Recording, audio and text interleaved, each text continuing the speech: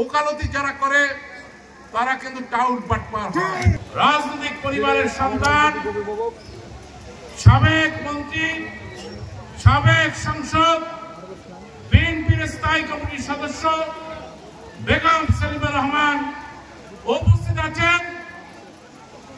বারবার ইশাক জাহান, আমি বক্তৃতার শুরুতে সেলিমা রহমানের রাজনৈতিক ইতিহাস তুলে ধরব।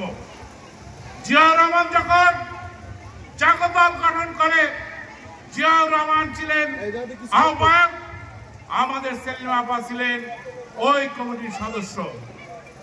ধাপে ধাপে এই সেলিমা রহমান প্রথম যুগ্ম মহাসচিব, পরে ভাইস চেয়ারম্যান, পরে স্থায়ী কমিটির সদস্য হয়। আমরা আরেক নেতার কথা বলবো, সে কিন্তু বিএনপির জন্মলগ্ন থেকে হয় নাই, ৯৬ সালে সে বিএনপিতে যোগদান করেছে। যোগদান করে দলের ১২টা বাজিয়েছে, মঙ্গুভাইকে নিঃস্ব করে দিয়েছে। সে মঙ্গুভাইয়ের আমলে স্বতন্ত্র নির্বাচন করেছে, বহিষ্কার হয়েছে।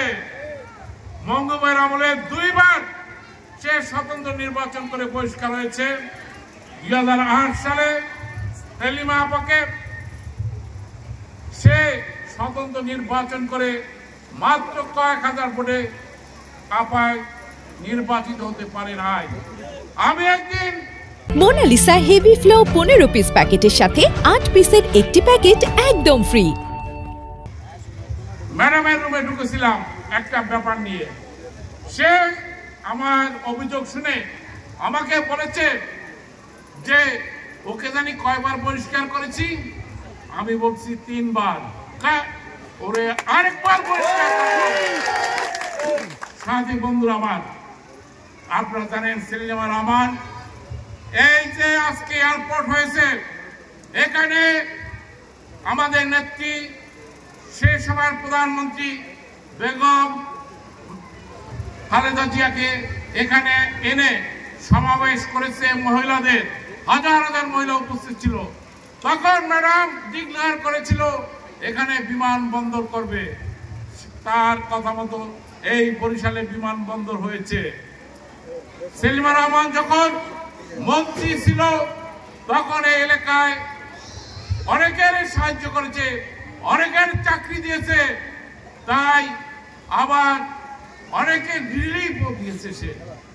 তাই আমি বলবো আজকে যদি সেলিমা রহমানকে মনোনয়ন দেয় তাহলে আপনাদের এলাকায় উন্নয়ন হবে, উন্নয়ন হবে। আমি আগামী দিনে দেশনেত্রী বেগম খালেদা জিয়ার কাছে একজন সাবেক এমপি হিসাবে আবেদন করব যাতে বেগম সেলিমা রহমানকে মনোনয়ন দেয়। কারণ ওকালতি যারা করে তারা কিন্তু টাউট বাটপার হয়। তাই আমাকে ভোট দেওয়ার আহ্বান জানিয়ে আমি আমার বক্তব্য শেষ করছি। খোদা হাফেজ। বাংলাদেশ জিন্দাবাদ। শহীদ জিয়া অমর হোক। খালেদা জিয়া জিন্দাবাদ। বেগম সেলিমা রহমান জিন্দাবাদ।